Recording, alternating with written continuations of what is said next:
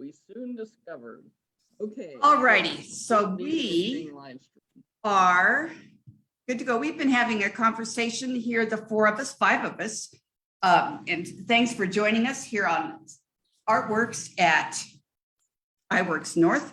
iWorks North Kansas City. You know that we often get together on Tuesday evenings to talk about art, people who are doing fun things and just getting acquainted with artists. I'm really excited tonight to talk with these four people about that's me, I don't count me. With these four people about a show that we have hanging at Office Evolution in Overland Park.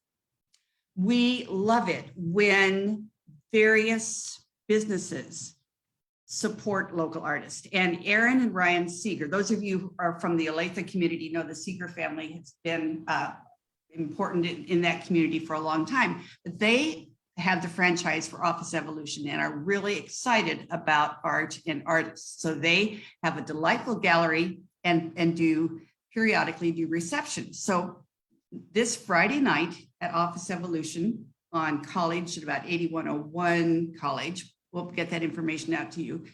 We will be getting together from 4:30 until 6.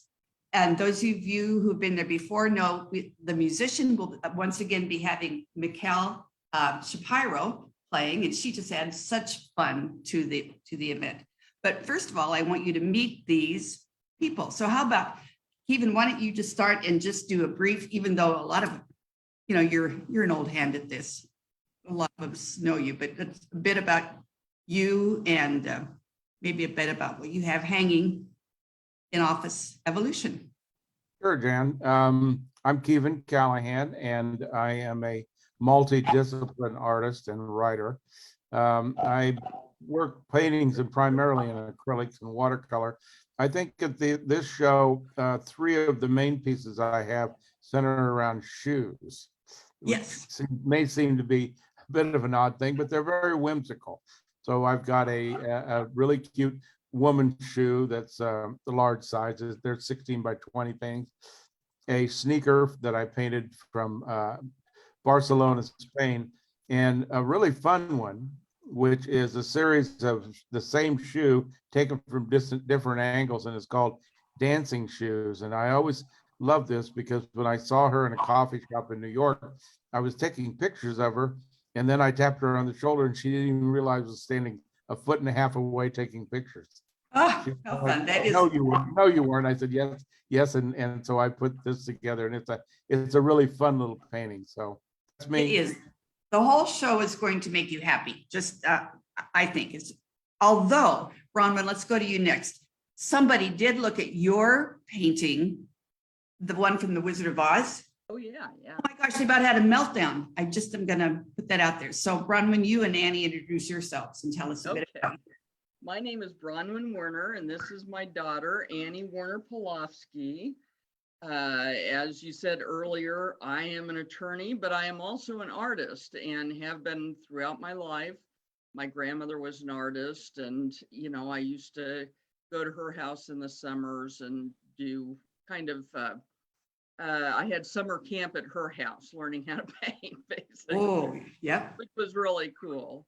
Really nice time with my grandmother. And in fact, Annie's middle name is Pauline, after my grandmother. Oh. And yeah, so we have gotten into the habit of painting together. Maybe pretty soon. And also my dad was an artist as well as being a psychologist. And that's what I'm trying to show. One of my papa's paintings. Yeah, he was a really great artist. So we have one standing right here. This is Annie. Seen some of his works. It is they are lovely. Yeah. Lovely. He was Well, Annie, do you want to tell us a bit about you? Yeah. I have 2 dogs, 2 cats, and a lovely family. Aw. That's nice. You, kid. And a lot of cousins that let me and participate with me. That's great, girl. So have you always been an artist? Have you always liked to draw and paint? Well, I started when my papa started painting. Pop is my dad, who Right. died 2 summers ago. So We yeah, really miss him, and I'm staring at the piano that he used to play on. yeah, Oh, that is a lovely piano. It The is. grand piano. yeah. Yep. Are you good at the piano, do you think? It's baby grand. Well, I know, but are you going to play it or just look at it and enjoy it? I play it sometimes and have memories of him. Good. Good. Yeah. So, Miss As I Polly, mean of memories, I mean visions. Yeah, serious? Yeah, that's not unusual. that's an That's the artistic thing. sensibility. All right, Polly, tell us about you. I'm Polly. I'm an artist. I like to do a lot of different kinds of paintings. And I guess the paintings I have in the show, I have 2 different paintings of fish. There's some of the paintings I first did when I opened my art studio down in the Crossroads. And I just wanted to do something happy for my childhood. I loved the idea of having fish when I was a kid, even though I didn't.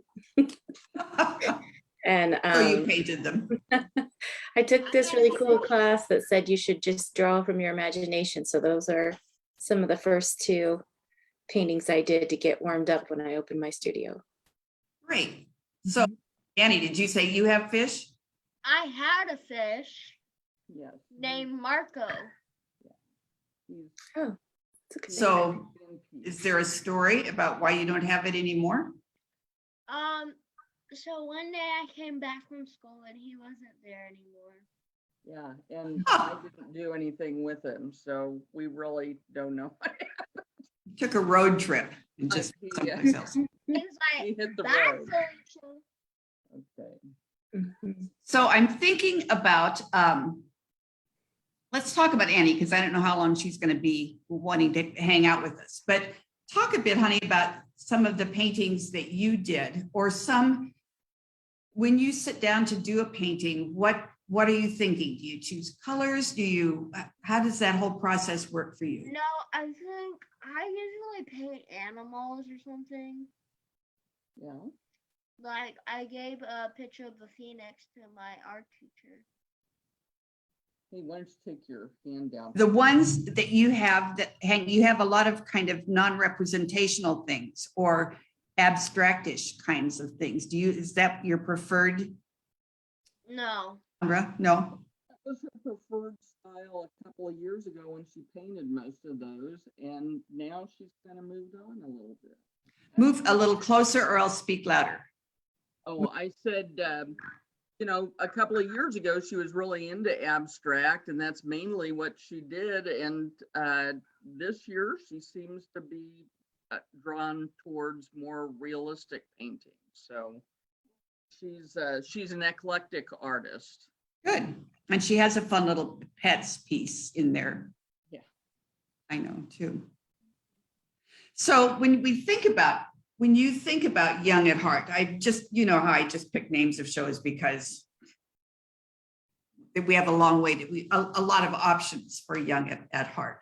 So when you think of even Young at Heart, you are a writer and a poet, what comes to mind for you? Oh, that's an interesting question, Jan. I have to think about that for just a second. You But, think of it.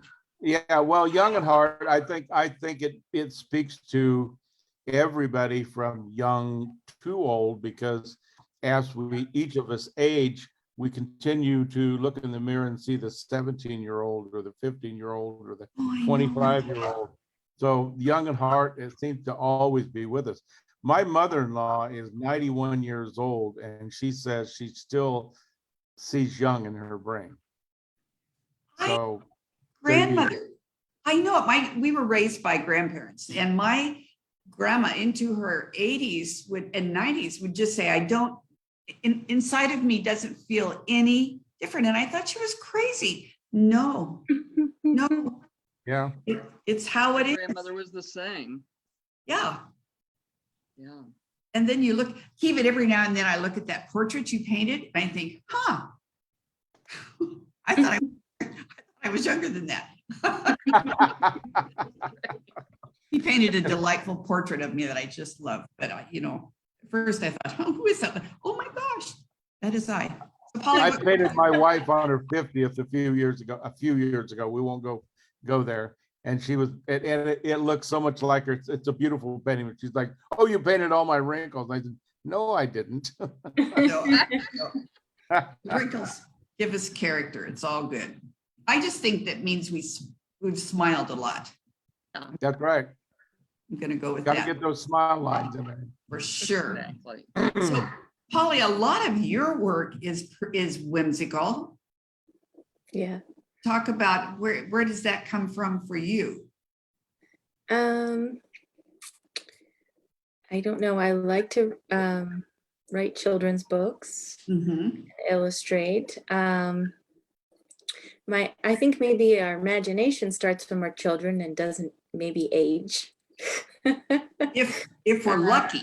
And I took a drawing class where they said to draw from your imagination, and I hadn't tried that in a long time. And then I tried to edit my drawings and look up what they should look like in real life, and I didn't like them as much. So I decided if I would just stick to painting my very first sketch, no matter how crazy it is, or no matter how many weird things there are about it, like it just looks more like me. So sometimes I don't like my work because I feel like it's too childish, but I think it's the same way where you don't quite perfectly love your handwriting, but it's very you, so I try to capture the meanness, I guess, and don't edit myself. Good idea. So do you do the same thing with your writing? Either you or Kevin, that takes more polish and editing, I would guess, after you get your basic idea. That's a totally different process. It is, isn't it? Yeah, that's right. I realized that as soon as I started asking. Bronwyn, are you a writer? Yeah, I do. I started off when I was younger. I wrote a lot of music, and both lyrics and music. And so yeah, I've always had the creative spirit for sure. Yeah. Fun. I just think there is something to that whole creative thing. It's in a lot of different areas of our lives. Right. So interrupt me at any time, you guys. So when you are thinking young at heart, is there a color palette that you would think about? Are you talking to me? I'm talking to anybody who wants to answer. Throwing it out there. Okay, I'll ask specifically. Polly.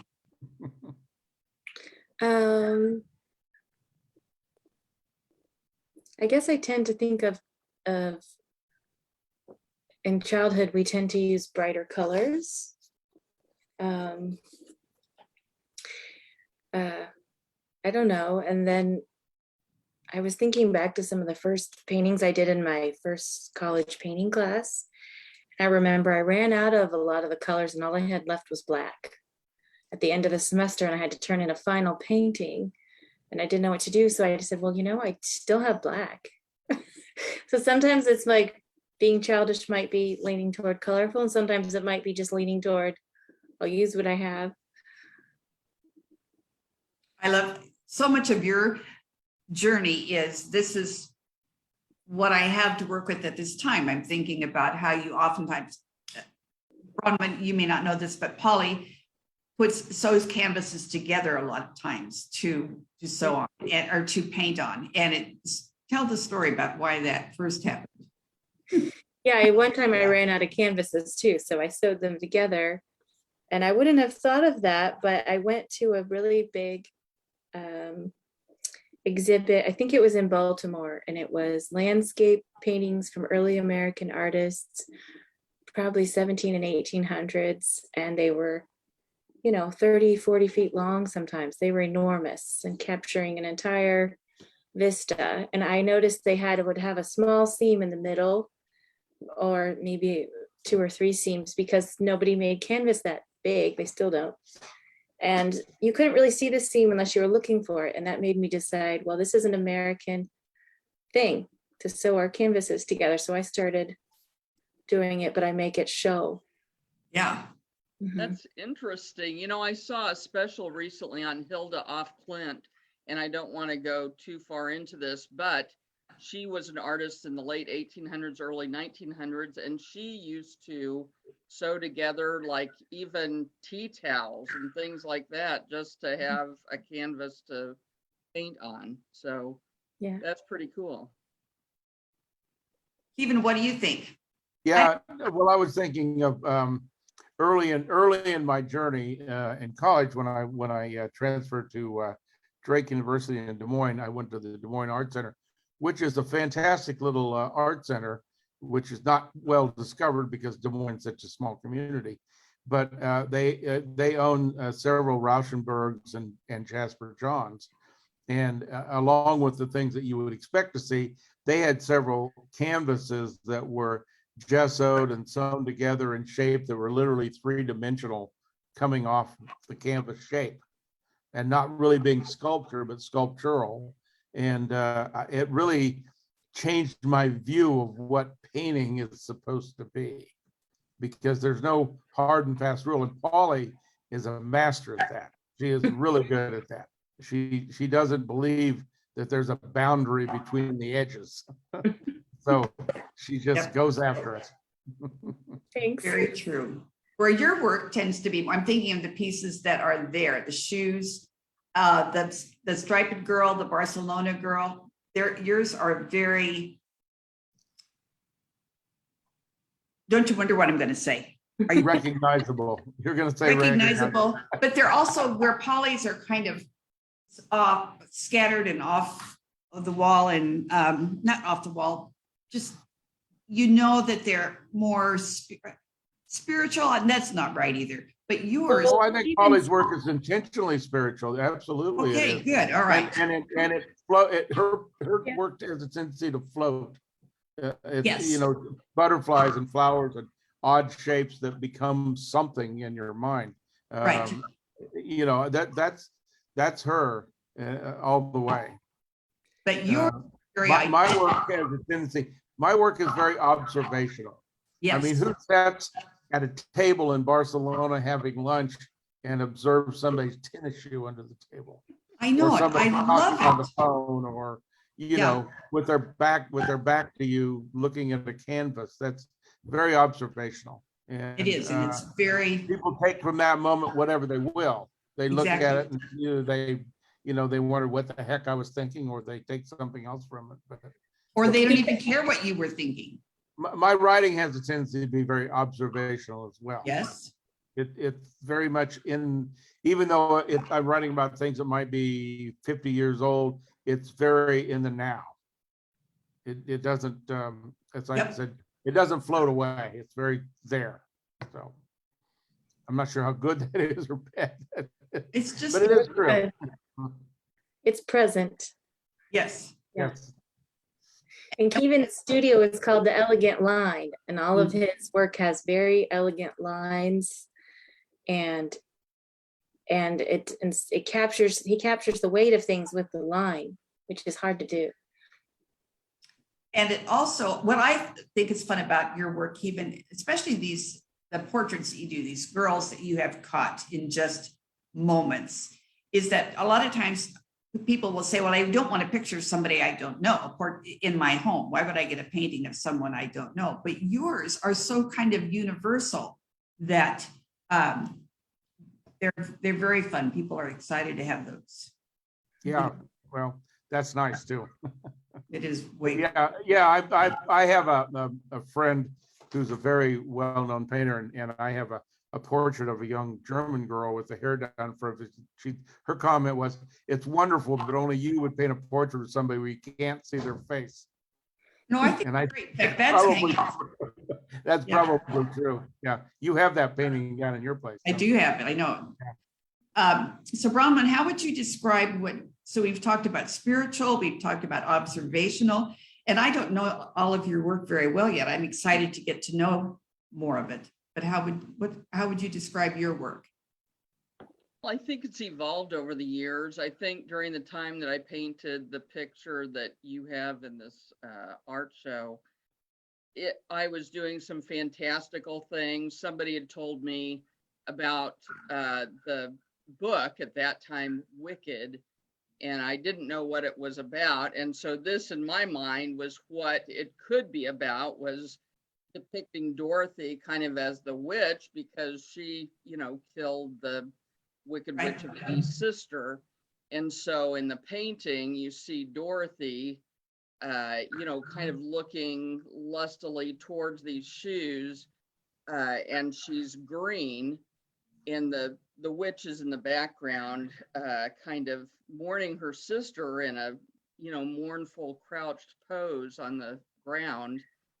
And so the question is, if Dorothy's green and the witch is green, can we tell which one of them is the bad one? So it's kind of, We have to think. that's right. But it's also whimsical when you see it. It is, except it is, and it's very fun, except this one woman who went through there and she said, I said, don't you love the show? She commented about it. Don't you love it? Isn't it fun? She said, oh, yes, except that one painting. And I'm thinking, what? And it was the Green Witch. And I said, well, what? As a kid, she scared me to death. I was so and I'm thinking, oh, it's not Steve. You're That's an funny. maybe it's okay. But Yep. But it's Anyway, so that was my interpretation. When I started on that, I had the witch in the corner and I wasn't sure. Anyway, it was completely different and I kind of played with it, how I was going to do it. And yeah, that's kind of how it. fun. Anyway, now I'm doing some more three-dimensional things on canvas where kind of sculptural, like what you were saying before. I had gotten some lamps at IKEA. And of course, I couldn't quite put them together the way they were intended. But then the panels of these lamps are very, you can bend them and do all kinds of stuff. So I started, doing things with them on canvas and having them coming out of canvas. Anyway, I've been experimenting with that more in an abstract way right now. Sounds great. So do you think, y'all, that we could do a little poetry on Friday? Do you have some, or some little short stories? I know, You're dangling a hook right in front of my I face. do know that. Yeah. I might have some. Okay. I'm at a punch. I'm going to be on KKFI tomorrow at noon. Oh, that's right. Yeah. Yeah. So At Yeah. noon. Okay. That'll yeah, be there are four of us. Mary Slewantz is one of them, who's a brilliant poet. I feel honored to be included with her. But yeah.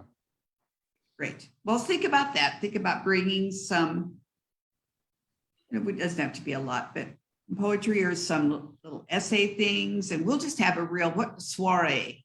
If Polly's like me, she's got it on her phone. Sure. Don't you, Polly? Poems. On Yeah, your phone? I have poems everywhere.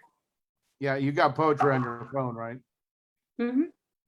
Yeah, I think I have like 89 or something on my phone. So No, we can't do 89. But anyway, I am way excited. So let's tell you I all. have 70 poems on my phone. Oh Take my your God. pick. I have a blog, so I have 600 poems on my blog now. So I can beat Great. Keegan. We're Wow. good to go. I know you are. Yeah, we're good to go. It's going to be way fun. So the plan is that we are going to be at Office Evolution in Overland Park. It's on, well, you can look it up, but it's on, I can do this. College Boulevard, College Boulevard and between Antioch. Antioch and Metcalf. So just look that up and come and join us. It's a fun little gallery. Again, lots of fun conversation and food and music and little poetry. If you want to join us and bring your poetry about kids, we'll, we can do open mic. If we had a mic, open it. You want our childlike poetry? I think so. Do you? Okay, I have some. Is I it at got 4 or 4:30? You know, I thought it was 4 to 6. I'm hearing from Ryan that it's 4:30 to 6. So I'll be 4-ish to kind of get some things set up. Bronwyn, if you want to bring, because we only have your one, we were really focused on Annie and her work. Yeah. If you want to, bring some more things to have Sure. us a little bit more about you and your art, that would be fun. Okay. All right. Great. Well, Is there anything I forgot that we should be saying, telling? How long will the show be up? It will be up through April. Okay. And then we'll put a new one up, I think the first week in May. Darn, that's pretty soon. Right. People, you can stop by Office Evolution anytime if you can't make it at the reception night, but that space is open. I think it's from 8 to 5 or 8 to 4 all the time. You're welcome to walk in. Just tell them you're there to see the art, and we'd love to have you support local artists. So we're good. We're good. Sounds Thank you great. so much. All right. Thank Thanks so you. much for joining us, everybody. Bye-bye. Bye-bye.